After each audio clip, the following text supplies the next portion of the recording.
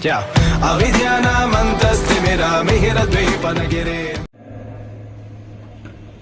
तो प्रश्न यह उठता है कि हम अलग प्रकार की अलग परंपरा है अथवा अलग प्रकार की परंपरा है।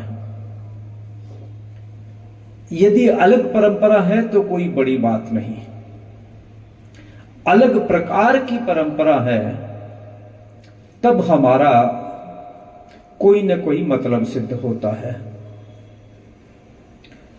अभी भाई सुखराज जी ने और उससे पहले प्रमोद जी ने जो चर्चा की कि आचार्य भिक्षु ने जिस पंथ की, जिस परंपरा की स्थापना की, वे अलग पंथ चलाना चाहते थे अथवा अलग प्रकार से साधना की एक प्रवृत्ति को पोषित करना चाहते थे।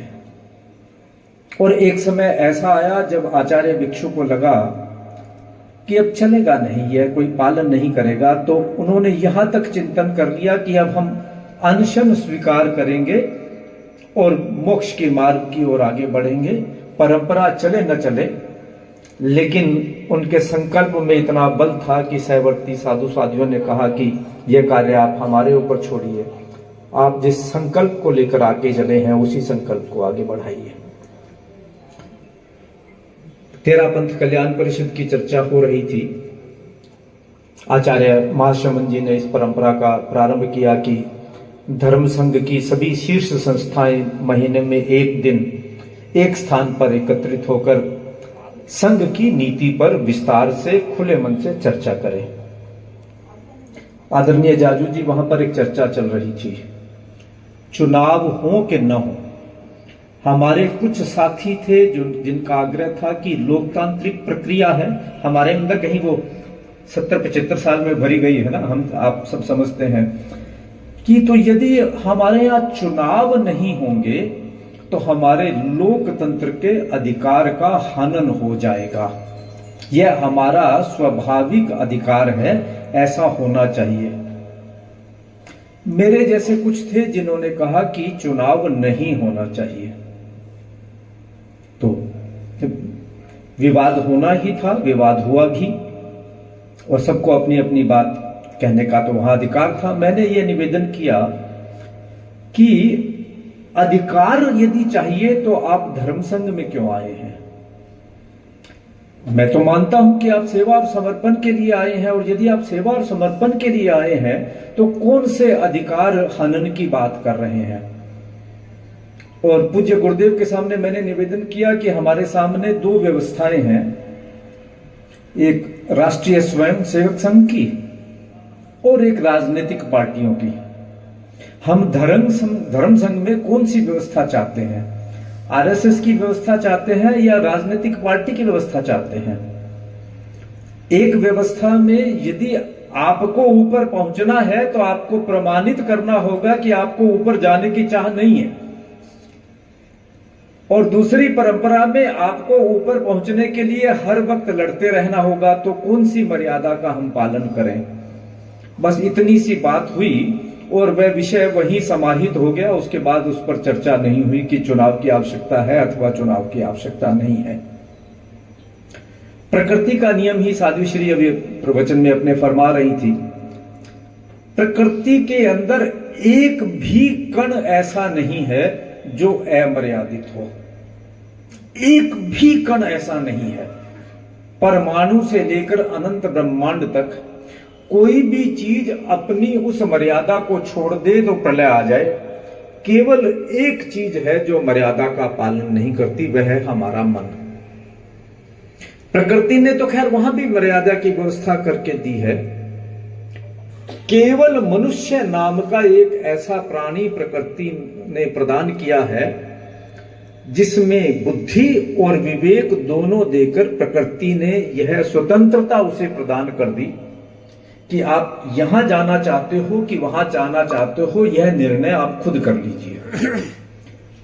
यह स्वतंत्रता पूरे ब्रह्मांड में, पूरी प्रकृति में जीव और अजीव किसी दूसरे को उपलब्ध नहीं है।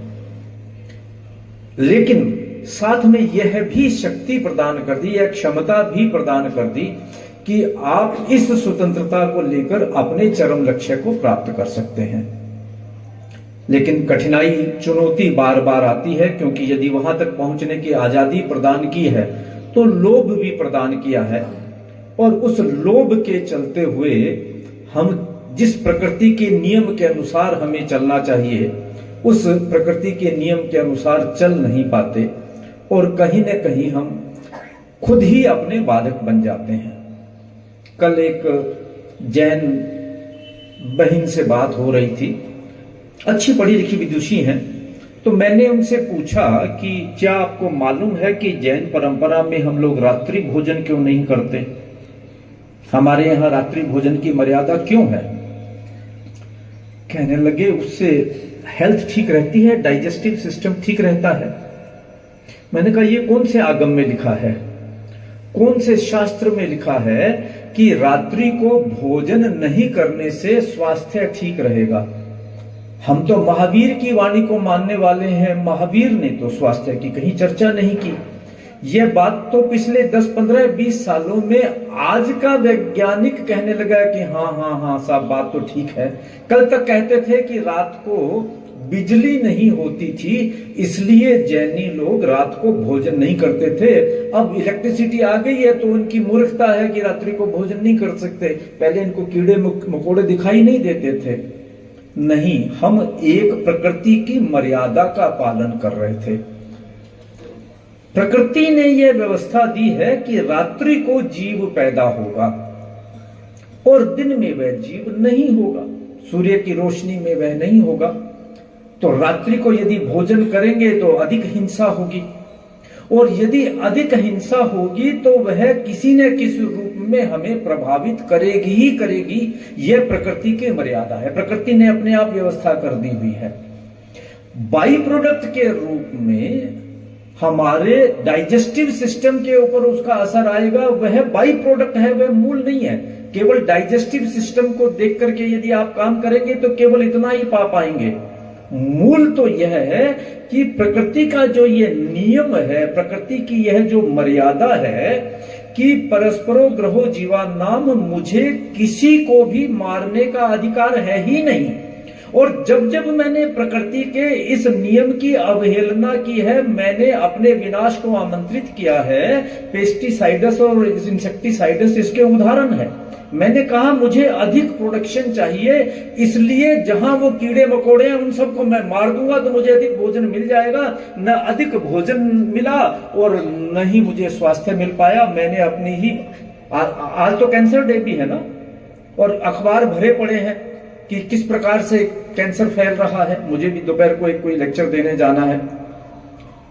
तो क्यों सबका, तो ये तो कैंसर ट्रेन चलती है, बठिंडा से चल करके बीकानेर जाती है। ट्रेन का नाम मुझे भी नहीं मालूम, मेरे शहर से होकर जाती है। कैंसर ट्रेन के नाम से लोग उसे जानते हैं, क्योंकि पंजाब में इतना ज्यादा इंसेक्टिसाइड्स, पेस्टिसाइड्स का उपयोग हुआ कि वो वहां का प्रोडक्शन भी कम हो गया, उस धरती की उर्वरा शक्ति भी खत्म हो गई, हमारी उर्वरा शक्ति भी खत्म हो गई, और लोग कैंसर से मरने लगे क्योंकि हमने उस मर्यादा का पालन नहीं किया। आचार्य भिक्षु ने बहुत सरल छोटे नियम के द्वारा ऐसी मर्यादा में हमें बांधा कि आज हम इस बात का सात्विक गौरव कर सकते हैं कि हम अलग पंथ नहीं हैं, हम अलग प्रकार के पंथ हैं। और उसे 26 जनवरी 1930 को एक तिरंगा झंडा फहराया गया था कि भारत की पूर्ण स्वतंत्रता का एक आह्वान किया गया था। और उसके बाद 26 जनवरी 1950 से वह गणतंत्र दिवस का प्रारंभ हुआ। हमारा भी आज गणतंत्र दिवस ही है। आचार्य भिक्षु ने, जो भाई प्रमोद जी बता रहे थे, कि एक संविधान लिखा था और फिर जयाचार्य ने उसे एक मर्यादा महोत्सव के रूप में हमारे सामने प्रस्तुत किया। हम इस मर्यादा महोत्सव का आनंद लें, इस उत्सव का आनंद लें, और किस प्रकार से हम अलग प्रकार से अपनी परंपरा का पोषण कर सकते हैं, इसके प्रति जागरूकता बरतें। इन्हीं शब्दों के साथ ओम हर।